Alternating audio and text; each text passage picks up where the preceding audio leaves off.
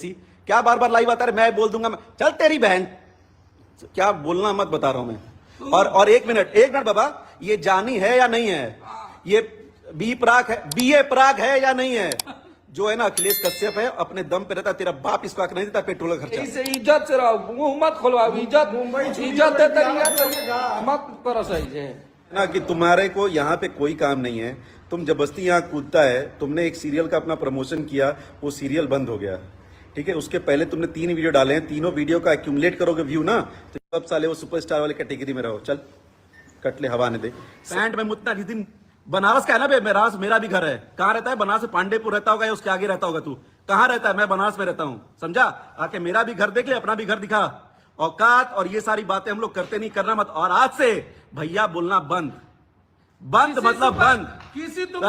मेरा जो भैया जिसके लिए मैं काम, जो सारा मेगा स्टार है भोजपुरी का, तुम लोग उस साथ पंचायत करता है। कोई कुत्ता बोले अरे छछुन्नर सालो तुम लोग हैं, घूम रहा है साला कोई किसी दूसरे की गाड़ी में और कंटेंट बनाने घुमा रहे।